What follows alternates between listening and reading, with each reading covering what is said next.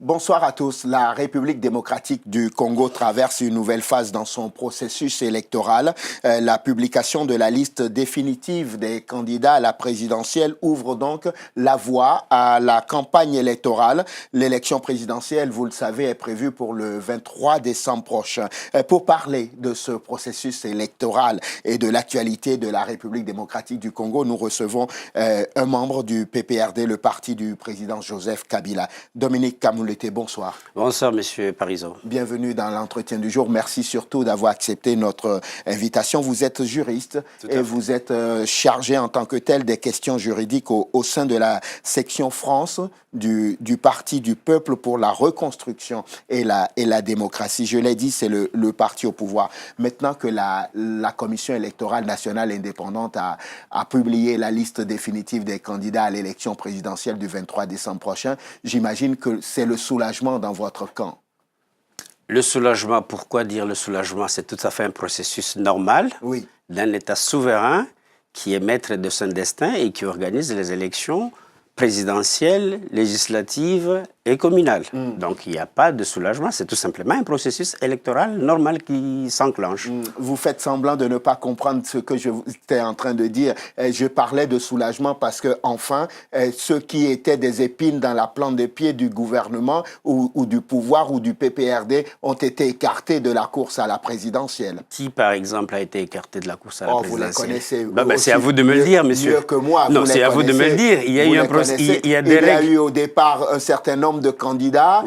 À l'arrivée, certaines candidatures sont invalidées. Vous les connaissez, ces candidats. Vous dites bien invalidées, monsieur. Oui. Voilà, dans un pays des droits qui se veut démocratique, vous avez des règles de droit qui doivent être respectées par tout citoyen.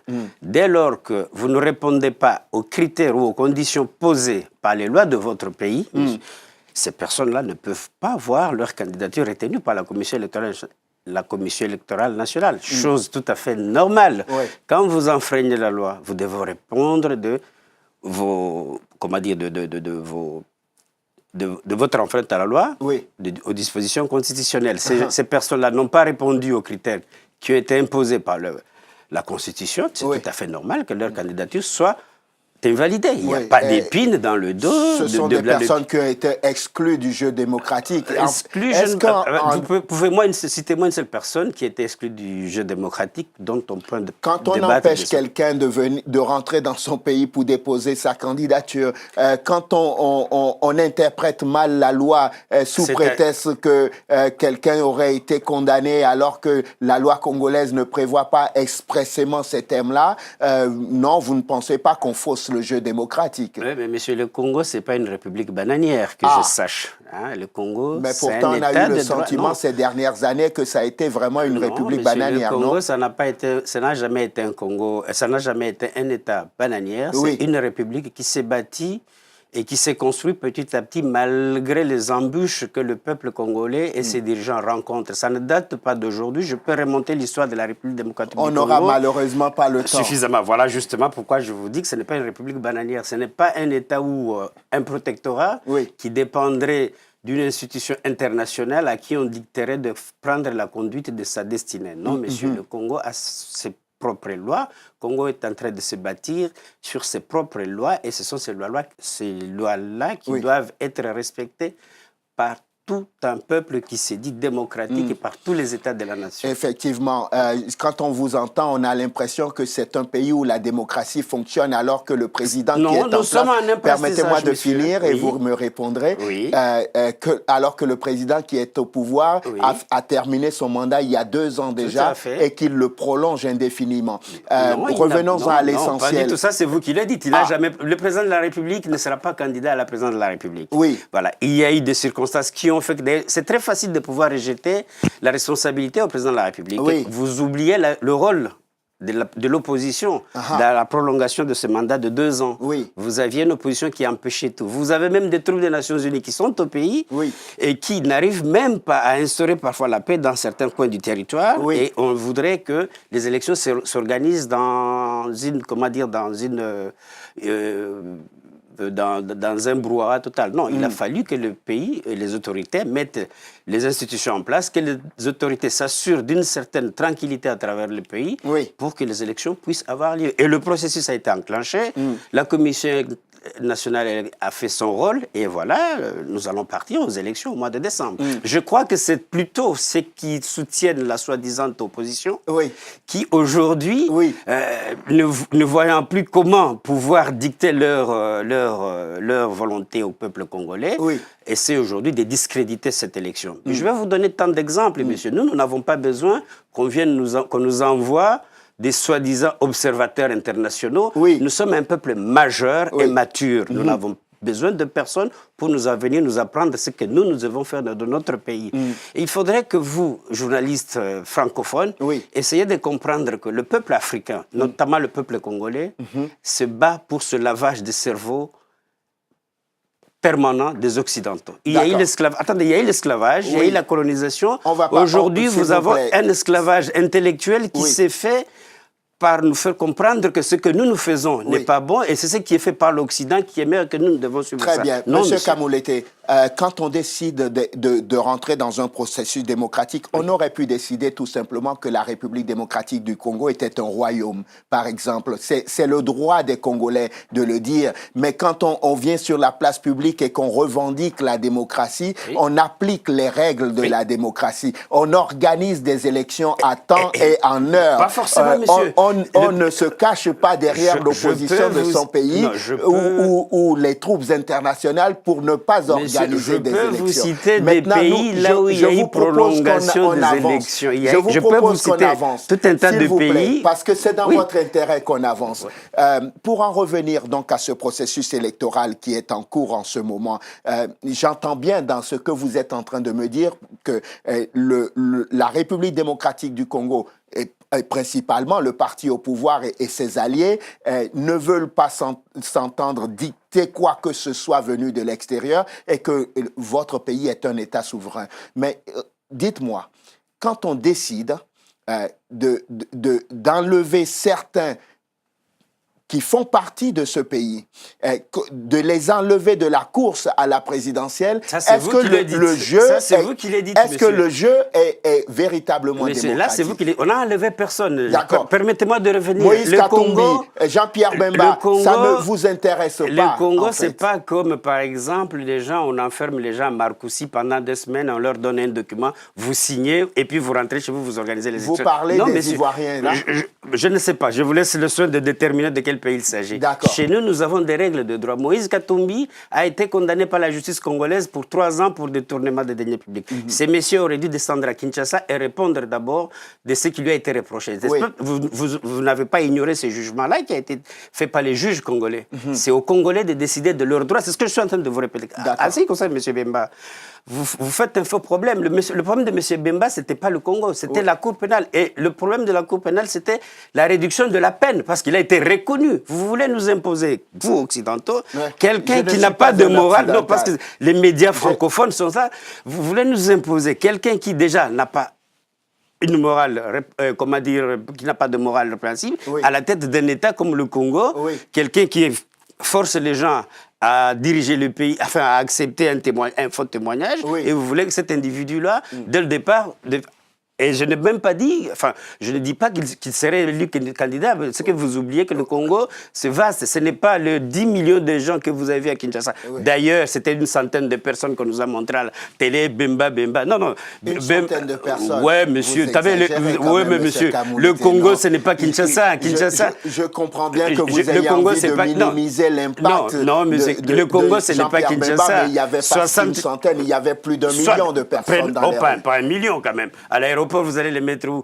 Et tous ces passants-là que vous filmez, vous dites qu'ils sont les gens de Bemba. Vous savez, Kinshasa, quand vous sortez... Si Bemba ne faisait pas si peur, pourquoi on ne le laisse pas non, mais monsieur, il ne répond pas. Et qu'il se fasse battre légitimement. Il ne répond pas aux critères. Les critères que vous avez fixés, pas les critères. Un État souverain, ce n'est pas la communauté soi-disant internationale, un serpent qui n'a ni tête ni queue, de venir nous imposer, nous, ce que nous devons faire. Les lois de la République démocratique du Congo sont celles telles qu'elles ont été fixées par les Congolais. Voilà. Ça, c'est le problème de ce que... Vous savez, c'est un problème récurrent en Afrique. Oui. On veut toujours imposer à l'Africain de faire ce que la volonté des autres. Tenez, par exemple, je vais vous donner l'exemple du Mali. Oui. Et il y a eu, soi-disant, des observateurs internationaux, dont on nous a envoyé une dame, la Kienge, qui serait venue d'Afrique centrale, qui reconnaît quand même que l'élection, il y a eu de fraude. Mais on dit non, parce que oui, mais ce n'est pas de nature. Attendez, où il y a fraude, il n'y a pas fraude. Donc, et vous voulez que ces gens-là viennent encore nous dire... Donc, si je vous écoute ce soir sur ce plateau, la présidentielle, les élections générales à partir du 23 décembre prochain, elles seront libres, transparentes, et qu'il n'y aura pas une seule fraude. Les Congolais iront voter selon le choix de leur propre volonté, en fonction de leur volonté. Ils iront poser leur bulletin dans l'urne pour le candidat qui leur sera... qu'ils trouveront le mieux pour diriger ce pays-là. Il n'y aura pas d'entrave. Une liste électorale viciée, une machine électorale. Ça, c'est vous qui l'avez dit. Oh, tiens, justement, les machines électorales. Les concepteurs eux-mêmes se désengagent. Il n'y a aucun problème. Non. Dans un pays qui connaît un déficit Non, c'est un faux problème. Les soi-disant experts qui ont été envoyés pour vérifier les machines, ils nous ont dit... Oui, les soi-disant, c'était des experts ou ce n'était pas des experts? Ce sont des soi-disant experts que vous, occidentaux, avez envoyés. Oui. Ce n'est pas Congo qui a dit. Je vais finir par rougir si vous continuez à me traiter d'occidental. Non. J'ai dit, les occidentaux nous ont envoyé des soi-disant, experts, qui eux-mêmes nous diront, oui, c'est vrai, mais il faudrait les désactiver pour... Qu'est-ce qui vous dit que ces machines pourraient basculer pour le candidat autre que le candidat de la majorité présidentielle? Rien les certifie. Bon, pourquoi ils ne sont pas allés voir les fabricants de ces machines? Mais les fabricants ont dit qu'ils se désengageaient. Non, est-ce que c'est la première fois que ces machines ont été employées dans une élection? Et non, toutes les fois où elles ont été employées, est-ce que c'est la première fois? Ont créé des problèmes. C'est la première fois. Parce que c'est des choses que vous le faites. D'ailleurs, ce serait un moyen très efficace de faciliter le comptage des bulletins. Plutôt que d'attendre les bureaux, enfin les bulletins manuel, déposé dans le fonds fait des litouries, pour qu'on le transfère à Kinshasa, qu'on vienne le décompter. Ça prendra des jours. Vous serez toujours, vous médias occidentaux, en train de nous dire non, on est en train de bidouiller pour ranger les listes. Comme c'était là, c'est un comptage. En fait, en réalité, vous faites tout ce qu'il faut pour pouvoir garder le pouvoir aussi longtemps qu'il le faut. Non, pas forcément. C'est au peuple congolais de décider. Ça. Je reviens toujours sur cette question-là. Le peuple congolais, je vais vous donner l'exemple. Il est sur cette liste électorale, le peuple congolais, le vrai peuple qui vote. Mais attendez, vous avez même pas, ce sont des étrangers qui viendront voter au Congo? Je vous pose la question. Ce sont des étrangers qui viendront voter à Kinshasa?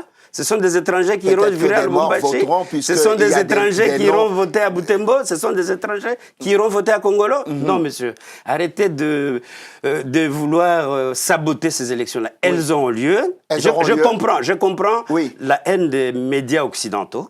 C'est tout simplement parce que... C'est une haine même. Quel est l'intérêt des médias à avoir la haine parce que Kabila ne vient pas passer ses vacances à Roquebrune Cap-Martin, parce que Kabila ne va pas passer à Molenbeek ses vacances là-bas. Kabila est dans son fin fond, soit du Maniema, soit du Katanga, soit de... Alors, ça il n'est pas le seul chef d'État à rester dans son pays à passer des vacances. Ça fait rougir. Ça ne fait pas de lui non plus un grand président parce qu'il reste dans son pays et qu'il passe des vacances. Il est comme parce qu'on ne sait pas le manipuler. Non, parce qu'on ne peut pas le manipuler de Congolais qui vivent chez eux. Attendez, ceux qui viennent passer les vacances à Molenbeek, moi, Namaï, qui vous parle la lingala, à Moussala, comprendre Kaka. Vous voyez un langage de comprendre Kaka, c'est un langage que nous réfutons. Nous voulons un langage de vérité. Vous avez commis une faute, on vous arrête, vous avez commis une faute, vous répondez de ce que vous avez commis. Mon n'a pas comprendre Kaka. Ce candidat dont vous nous parlez là, par exemple Bemba, c'est quelqu'un qui a grandi dans ces milieux de moi n'a pas comprendre Kaka. Non, on ne connaît pas ce langage. Vous comprenez le langage de la vérité. Justement. Et j'ai été élevé, moi personnellement, qui ne veut pas dans la vérité. J'ai tort, j'ai raison. Si je sais, comment dire, demander pardon à celui à qui j'ai commis, je le fais. Oui, si je suivais votre raisonnement, le président de votre pays aurait dû remettre le pouvoir à un président de transition alors que son mandat était terminé. Élu, ça, c'est la vérité. Un président élu. Non, regardez la Constitution. Monsieur Kamoulété, on va conclure élu démocratiquement. On va conclure cet entretien tant qu'il n'y a pas d'élection, par une parenthèse sur le candidat que vous êtes choisi au PPRD. Est-ce que vous êtes d'accord sur lui? Est-ce que vous avez été surpris? Est-ce qu'il fera un bon président? Écoutez, on ne peut pas prédire de ce qui adviendra de la gestion si M. Ramazani est élu candidat de la présidence. J'espère qu'à partir du moment où toute la composante de la majorité présidentielle s'est choisie comme M. Ramazani comme candidat représentant la majorité présidentielle à l'élection présidentielle, c'est quelqu'un qui a une certaine probité morale et dont le peuple congolais et la direction lui ont fait confiance pour qu'il puisse diriger aux destinées de ce pays. Est-ce qu'il sera un bon président?